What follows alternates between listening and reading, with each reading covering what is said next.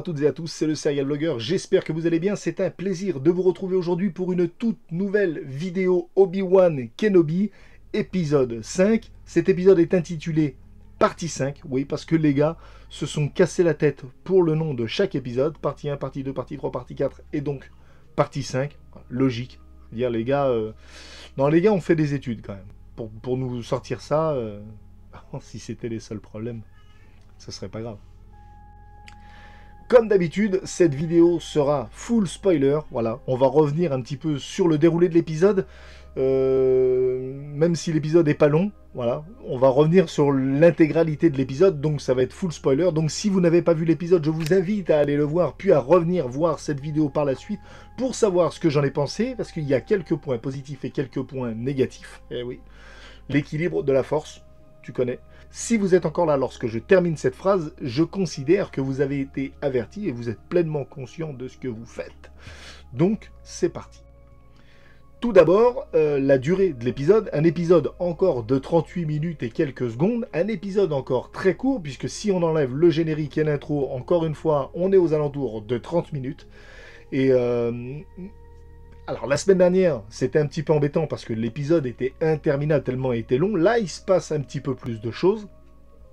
Il se passe un petit peu plus de choses intéressantes, avec encore des choses déplaisantes.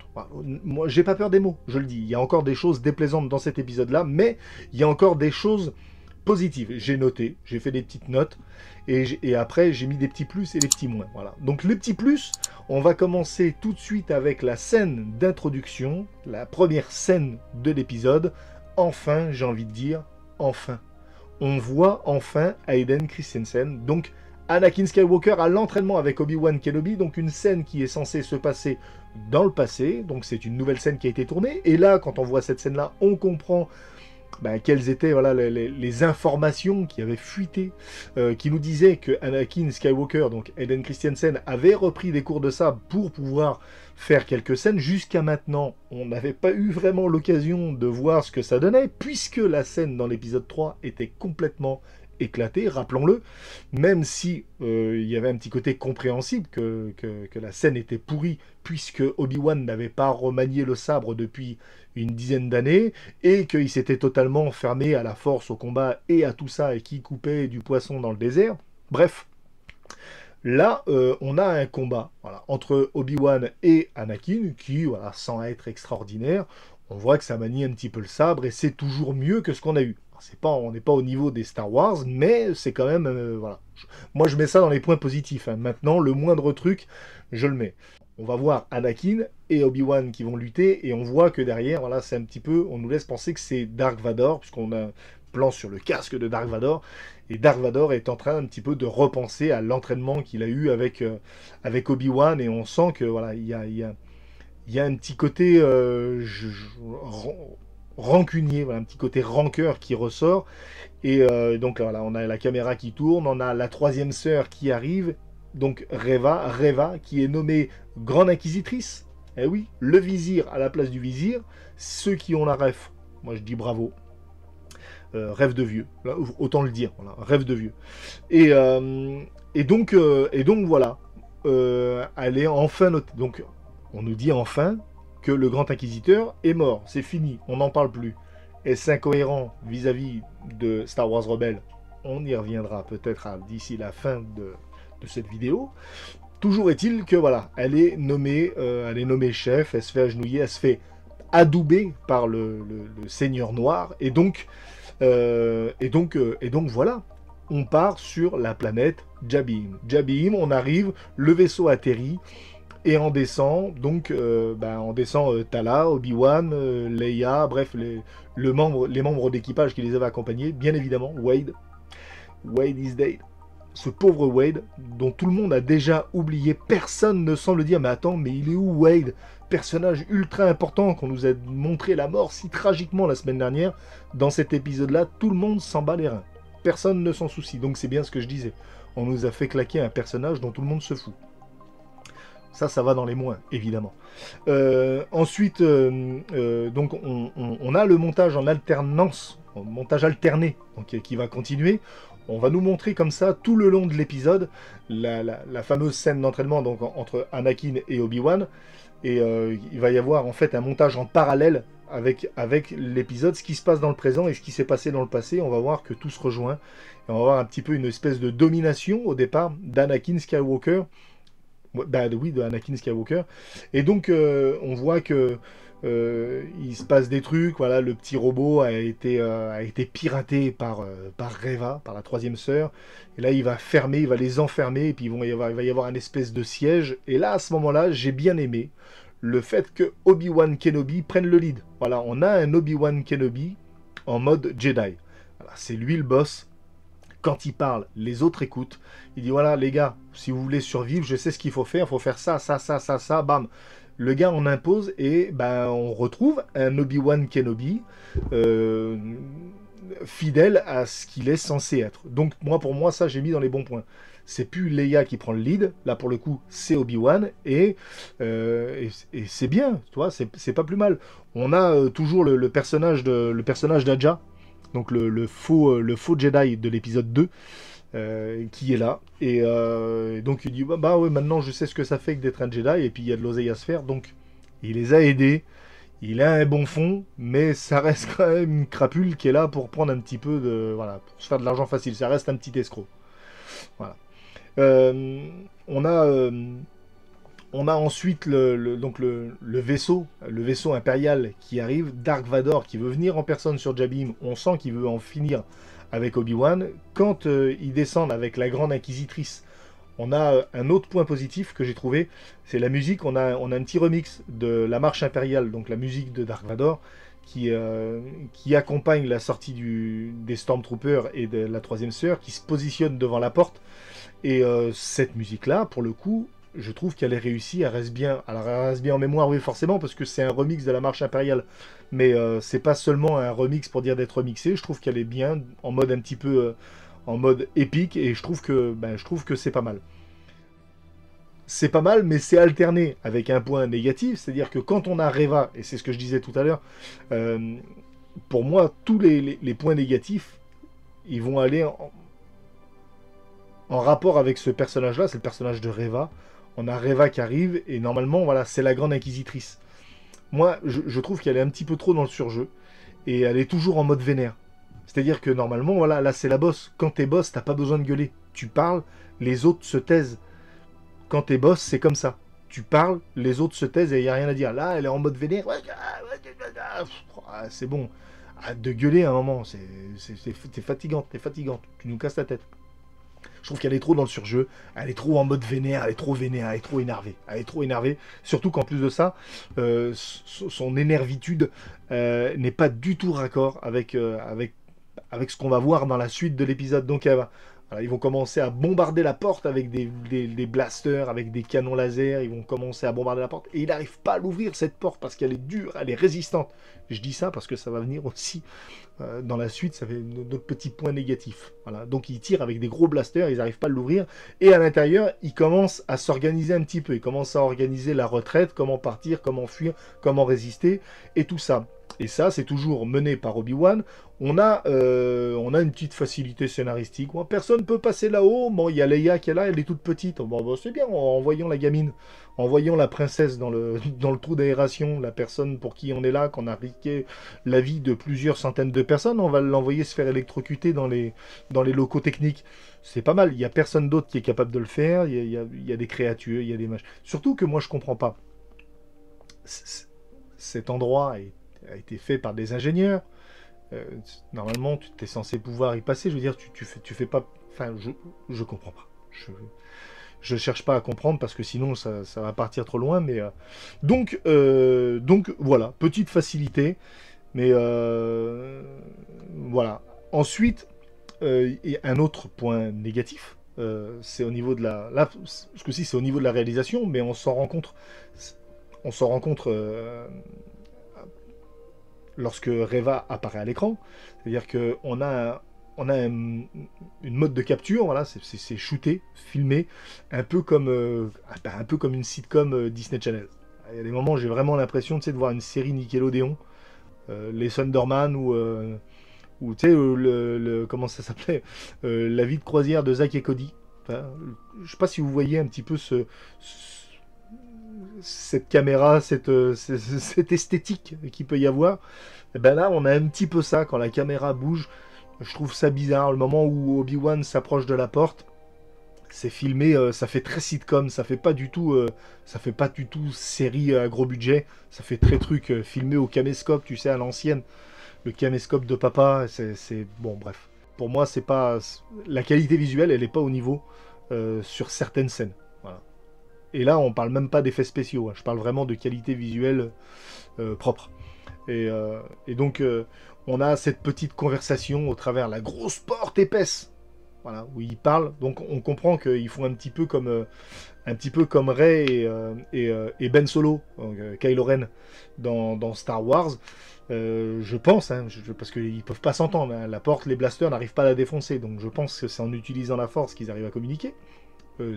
D'ailleurs, si c'est pas le cas, dites-le moi dans les commentaires. Peut-être j'ai juste mal compris.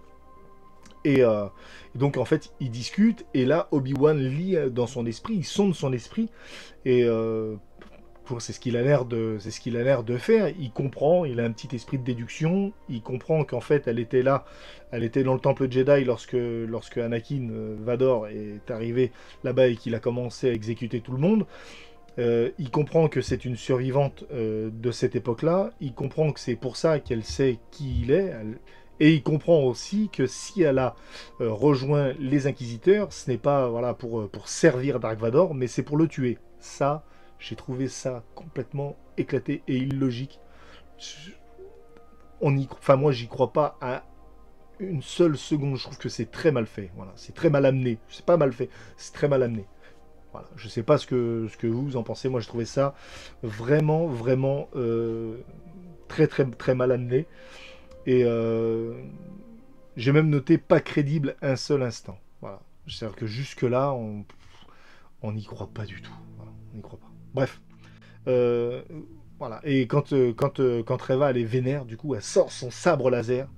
Et là, elle transperce la grosse porte que les blasters n'ont pas réussi à ouvrir. Elle l'ouvre, puis alors elle l'ouvre super facilement. C'est-à-dire que là, elle met un coup, hop, voilà. Mais du coup, je ne comprends pas. Si ça s'ouvre aussi facilement avec le sabre laser, pourquoi, je dirais même, pourquoi diable ne l'a-t-elle pas fait avant? Je pose la question, voilà. Si quelqu'un a la réponse, dites-le moi. Pourquoi elle ne fait pas ça avant? C'est tout ce que je dis. Bon, vous voyez, je vous l'avais dit, hein, moi, jusqu'à maintenant, tous les points négatifs, c'est au moment où il y a Reva qui apparaît à l'écran. Et c'est pas fini.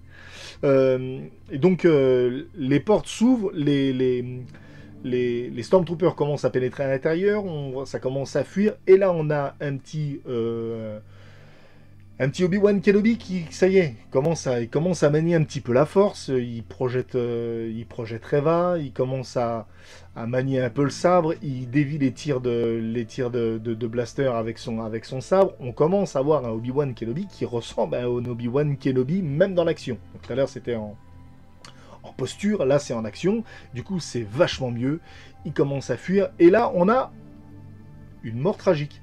Une mort tragique? Oui, on a une mort tragique. Du moins on ressent un petit quelque chose lorsqu'un personnage meurt. C'est le personnage de Tala, personnage qu'on suit depuis 3 épisodes. Bon ben on avait un petit attachement à elle, on savait un petit peu son passé, on savait un petit peu... 2-3 choses la concernant, on la suit depuis l'épisode 3, 4, là maintenant épisode 5, donc on a un petit attachement. Quand ce personnage-là se fait tirer dessus, ben on a un petit attachement, un petit quelque chose. Le robot qui vient, qui se met devant, qui la protège, j'ai trouvé ça bien fait, voilà. On va pas cracher dans la soupe, honnêtement, c'était quand même vraiment, vraiment plus intéressant. Et j'ai noté... Attends, comment j'ai noté voilà, j'ai noté la mort de Tala, même si sa mort était prévisible, parce que je le rappelle, on sait très bien que ce personnage-là, on ne le voit pas dans la suite des programmes Star Wars. C'est un personnage qu'on n'avait jamais vu. Donc on sait très bien que si on ne l'avait jamais vu dans les suites, c'est bizarre de dire comme ça, mais c'est comme ça. Du coup, on sait très bien qu'à un moment ou un autre, ce personnage-là va mourir ou disparaître. Voilà. Donc moi je m'attendais à la mort de Tala, mais sa mort, voilà, enfin on a un petit côté dramatique, un petit peu de suspense, un petit peu de tension, voilà. Et le sacrifice de Tala, bah, pour le coup, voilà, il m'a fait ressentir plus de choses que la mort de Wade. Voilà, je suis désolé de le dire, mais c'est un fait. Voilà. Surtout qu'avant, on avait une petite scène pour nous expliquer sa quête de rédemption. Voilà. Elle a fait partie d'un commando qui a tué des familles de personnes sensibles à la force avec des enfants. Je crois que c'était du nombre de 14 personnes, il me semble. Bref, elle avait le poids de ça sur elle et donc voilà, elle voulait racheter sa faute en essayant d'être héroïque et c'est ce qu'elle fait et j'ai trouvé ça très très très bien. Et encore une fois, on a le montage en parallèle qui intervient avec la scène d'entraînement de Obi-Wan et Anakin où on nous montre voilà, que quand Anakin pense avoir gagné, en réalité, c'était une manipulation du maître, et le maître montre qu'il est toujours le maître, et que l'élève est toujours l'élève. Ah. Voilà, on commence à arriver un petit peu sur ce qui va arriver dans Un Nouvel Espoir, donc ce qui avait été reproché dans l'épisode 3, bah, là, on commence à avoir certaines réponses. Voilà.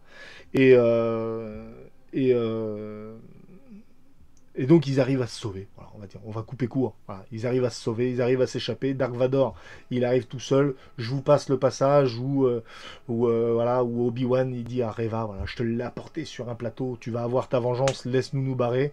Voilà. Obi-Wan, il a fait un petit peu à l'envers. Il se casse en loose dé et il laisse Reva sur Jabim pour avoir droit à son combat avec Dark Vador en tête à tête. Dark Vador, il est là, il est tout seul au milieu de l'espèce d'arène. Arrive Reva derrière, et au lieu de le planter tout bonnement avec son sabre, même si c'est Dark Vador, il l'a senti venir, parce que je rappelle qu'il a la force, hein, peut-être que les scénaristes l'ont oublié, mais Dark Vador, lui, non, il a toujours la force, donc lui, il l'a pas oublié, il la sent très probablement arriver derrière, mais quand même, pour que bien Dark Vador il sache qu'elle est derrière, si des fois elle n'avait pas eu la force, on a Reva qui fait ah, qui lâche encore un cri super vénère quand elle veut l'attaquer au sabre et du coup elle se fait keblo par Dark Vador. Et donc, moi je vous l'avais dit, un Reva insupportable. Reva, j'arrive plus. Et donc elle se fait latter la gueule forcément parce que ça reste qu'une petite inquisitrice. Voilà. Même si elle avait été nommée Grand Inquisiteur, quand elle se fait dégommer par Dark Vador, elle prend un coup de sabre.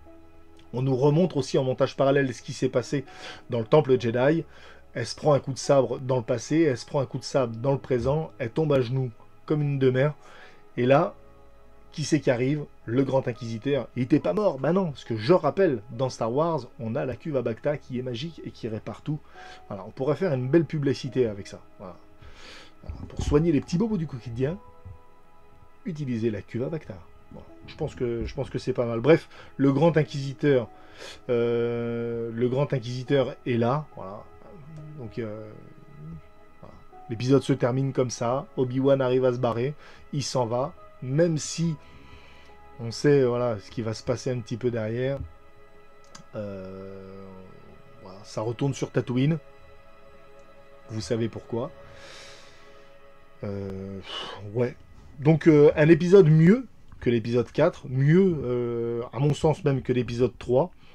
On a enfin 2-3 réponses, on corrige quelques incohérences qui pouvaient être soupçonnées, mais il y a encore quand même pas mal de défauts, notamment, moi je vous dis, voilà, notamment ce personnage de Reva, que je trouve un petit peu, je trouve un peu too much, voilà, dans ses attitudes, Alors l'actrice en elle-même, elle surjoue beaucoup, et le personnage, je trouve qu'il en fait trop. Je trouve que le personnage de Reva en fait trop, et pour moi, ça ne fonctionne pas. Bref, dans l'ensemble, j'ai plutôt apprécié cet épisode, même si je vous dis, voilà, visuellement, ça reste pauvre. Au niveau des effets spéciaux, ça reste pas ouf. Il y a quand même des moments où ça fait très série des années 90, les arrivées en vaisseaux spatiaux et tout. C'est pas top, c'est pas digne d'une série à gros budget, mais au niveau de l'histoire, on corrige certains éléments. On commence à voir, voilà, on raccroche les wagons avec l'univers Star Wars. Donc pour l'instant, c'est plutôt positif. D'après les points positifs que j'ai notés 10 points positifs et 7 points négatifs. ce que j'ai noté. Donc, il y a plus de positifs que de négatifs. On est plutôt équilibré au niveau de la force. Mais, voilà. Donc, c'était l'avant-dernier épisode de la saison 1, parce que je rappelle que la saison 2 est d'ores et déjà programmée. Voilà, programmée. Je ne sais pas si c'est programmé ou toujours c'est prévu. Voilà. Donc, il va y avoir une saison 2.